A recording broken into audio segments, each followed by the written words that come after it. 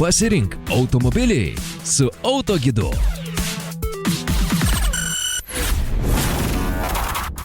Džiaugiuosi, kad autopretenzija.lt įkūrėjas Ramūnas Masakevičius yra kartu su mumis. Kalbėsim labai įdomią temą, kaip tinkamai pasirinkti ne tik automobilį, bet ir tą bendrovę, kuri jums ir prižiūrės tą automobilį. Tai yra autoservisai. Sveiki gyvi, gerbiamas Ramūnai. Aliau.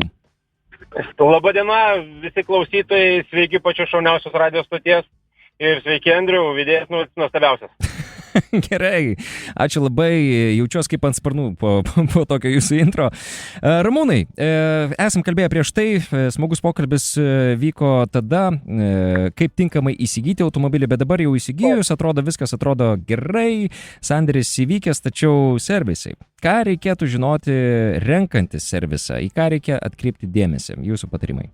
Aš pasipasakosiu gal savo patirtį. Taip. Kuomet rinkausi servizus, su kuriais bendradarbiauti, atvažiuoju į servizą, sakau, čia man tokia bėdelė nutiko, sakau, ar galėtumėt pagelbėti automobilį apžiūrėti. Žinoma, viskas gerai, tuoj mes ten tau padarysim, sakau, bet man reikės ir dokumento. Tai iš 20 servisų 2 servisai sutiko užpildyti dokumentus. Tai pirmas klausimas būtų servizui, ar apžiūros dokumentą kokį nors išduos. Aha, tai iš 20 servisų tik tai 2, kaip sakant, juodu ant balto patvirtina, kad ką padarė ir ką patikrino ir deda parašą. Taip. Ir kad tai, ką jie patikrino, iš tiesų taip ir yra. Nes yra tekę girdėti iš mūsų klientų, ypač iš moterų klienčių, kai atvažiuoja į servizą, moterys gal šiek tiek, kai kurios mažiau nusimano automobiliuose, tai jom pradeda remontuoti ne tai, kas ten sugedę, o pradeda tvarkyti tai, ko net nereikėjo tvarkyti greičiausiai. Mhm. Ir taip, galima sakyti, prigaudinėja. Taip, tai tas dokumentas, ta išvada servizo, ką jie patikrino ir ką rado, tai bus patvirtinimas, kad jie atsako už savo žodžius. O pavyzdžiui, jeigu atvažiuoja, paliekia automobilį ir kokia ta turėtų būti procedūra, kaip užfiksuoti, kad būtų remontuojama tik tai ta dalis, kurios prašai? Todėl yra servizuose pildomos paraiškos.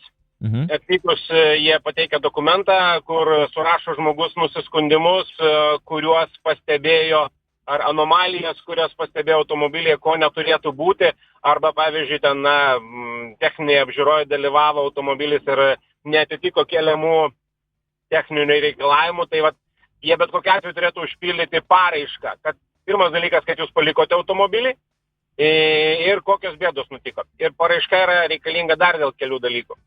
Galvoju, gal kokie prieš 3 ar prieš 4 metus teko girdėti viešoje erdvėje labai įdomią istoriją, kai atvažiavo, paliko įspūdingą automobilį, o servise dirbantis jaunimėlis sugalvojo pas merginas nuvažiuoti su to automobiliu. Okay. Policija sustabdė, paprašė papūsti, jie truputėlį per daug pripūtė. Oho, dar ir tai pasitaiko šiais laikais. Čia būtų apsauga tam atveju, jeigu žmogui ateina, pavyzdžiui, kažkokio pažeidimo fiksavimas, jisai gali su tą paraišką, kad jisai, žiūrėkit, automobilis nuo tada ir tada buvo tokiuose remonto dirbtuvėse. Ir tada nereikėtų atsakyti už apgadintą atitvarą, nugriautą šviesoforą ir panašiai. Ne visai, jisai turėtų tiesiog patvirtinimą, kad gal greičiausiai ne jisai tuo metu vairavo tą transporto priemonę. Tai būtent. Kokios garantijos, jei, pataisius automobilį, jis vėl sugenda su ta pačia bėda, toje pačioje vietoje? Atvežiai keisti galinių stabdžių suportų, žiūrėk, vis tiek galas kaip kaista, tai ratlankai taip kaista. Ką tada tokiu atveju daryti? Čia, žinokit, yra tokia dviprasmiška situacija. Dažnai žmonės sako, darom kaip pigiau, tai ir servisas daro kaip pigiau, pavalė, patvarkė, pakrapštė, važinėjo žmogus ten mėnesį 2 arba ten vėlgi į kokią balą pataikė, vėl ant tų suportų, kaip jūs sakot, pateko vandens, jie vėl pradėjo rūdyti ir vėl nebeveikia žmoniškai. Tai čia viena pusė, antra pusė, jeigu vis dėlto ta dalis, kuri kėlė rūpesčių po remonto, jinai ir toliau kelia rūpesčių, reikia nuvažiuoti į tą patį servizą, dar kartą užpildyti paraišką arba ant tos pačios paraiškos, kuri buvo pildyta, arba ant to dokumento, kuris buvo išduotas, kuomet buvo atlikti darbai, pažymėti, kad ši problema nėra pašalinta ir servizas savo sąskaitą turėtų tą problemą pašalinti. Tai žodžiu, tie popieriukai labai daug ką reiškia ir gali mums sutaupyti labai daug nervų ląstelių ir labai daug pinigų. O taip, tai kas parašyta, kirviu neiškirsit. Įdomu. O kaip žinoti, kad aprašyti darbai yra tikrai atlikti ir apsisaugoti nuo pernelyg išpūstų išlaidų? Na, ką jūs ir minėjot viename iš egzempliorių, bet būtent į ką reikėtų atkreipti dėmesį pildant tos visus dalykus? Kai yra jau padaryti darbai, yra išduodamas atliktų darbų aktas, tai bet kuris save gerbintis pirkėjas sumokėjęs, na, kad ir 10 eurų ar kažkiek sumokėjęs pinigų, jisai gali paprašyti servizo, sakyti, kad pakelkit, prašau, automobilį, būkit geri, parodykite man, prašau, ką jūs padarėte, kad aš suprasčiau, kur jūs kišote pirštus ir kad viskas yra tvarkoje ir kad iš tiesų tą trūkumą ar tuos trūkumus pašalinat. Tai, o jeigu nesileidžia į kalbas dėl tų ataskaitų, dėl tų popieriukų, tai ką tada tokiu atveju daryti? Ar yra koks nors raktažodis, kuris paskui jau staiga atpalaiduoja tos pačius servisų darbuotojus ir sako, nu gerai, mes išrašysim tada. Yra kartais? Bet kuris juridinis ar fizinis vienetas suteikęs paslaugą privalo pateikti dokumentą, patvirtinantį apie paslaugų išdavimą. Jeigu jie to nedaro, labai paprastuoju būdu galite pasiskambinti į Valstybinę mokesčių inspekciją, apie tai informuoti.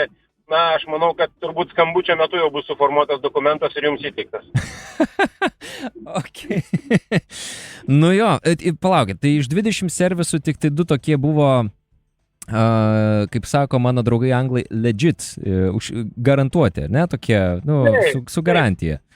Nu, jie išduodami dokumentai, kaip aš ir pradžioj minėjau, patvirtina, kad jų atliktų darbų kokybė atitinka tuos keliamus lūkesčius jiems. Ir čia yra Vilniaus mieste, kaip suprantu. Ne, čia šį kartą buvo Kaune. O, trupužė, aš jau taip jau tikėjausi kito miesto pavadinimo, bet... Ne, žinokit, čia šį kartą buvo Kaune, Vilniuje kažkaip, vėlgi nepaslaptis, ieškojame servizų, su kuriais dirbtume ir iš karto man pavyko su visais servizais susitarti be problemų, bet Kaune teko pačioj pradžioj tiesiog susiskambinti visi, taip padarysim, čia važiuokit, čia tik tai spėkit mokėt pinigus, mes šekimbam darom ir taip toliau. Deja, reali situacija buvo šiek tiek kitokia. Nu, labai ryškiai kitokia. Tik tai 10% iš esmės tai visoje statistikoje. Nu jo, šiaip baisus skaičius. Kita vertus, mūsų darbas yra toks, kad švieskime visuomenę ir aš manau, kad po šito pokalbio dabar galbūt nesam buvo populiarūs, nes dabar tie serviso žmonės, meistrai, tai dabar girdi, kad daugiau čia dabar darbo padaugės ir dabar reikės atsakyti už savo šnektas ir darbus. Taip. Einate į parduotuvę, perkate maisto produktus, duodagi čekį, ir kuriame netgi būna surašyta, kokius maisto produktus pirkote. Ir ten, kaip pamanot, praeitą kartą apie vištieną, tokia nelabai kokią kalbėti. Tai nusipirkus tokią nelabai kokią vištieną, turbūt norėtųsi ją grąžinti. Lygiai taip pat į servizą nuvažiavus, turbūt kaip ir pas gerą odontologą, be 2 nulių sudėtinga būtų išsisukti. Tai sumokėjus tokią pinigų sumą pareikalauti dokumentų, manau, būtų sąžininga.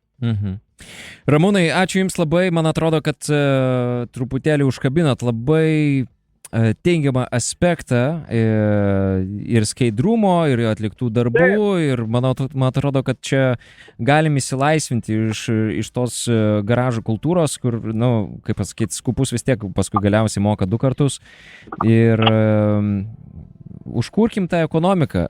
Dar vienas dalykas, ką jūs labai gerai pastebėjote, servisai, kurie dirba oficialiai ir tvarkingai išduoda dokumentus, jie suteikia ir garantiją, nes, nedaug dievė prie tų pačių suportų sukišo pirštus ne visai tiesia pirštis, pilietis ir nelabai norėtųsi su to automobiliu ir nulėkti nuo kelio. Tai trumpai. Teisingai.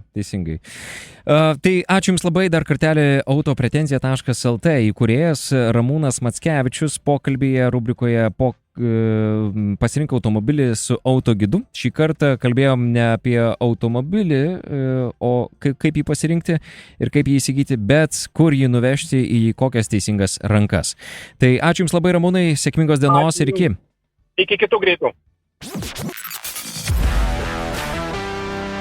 Pasirink automobilį su autogidu.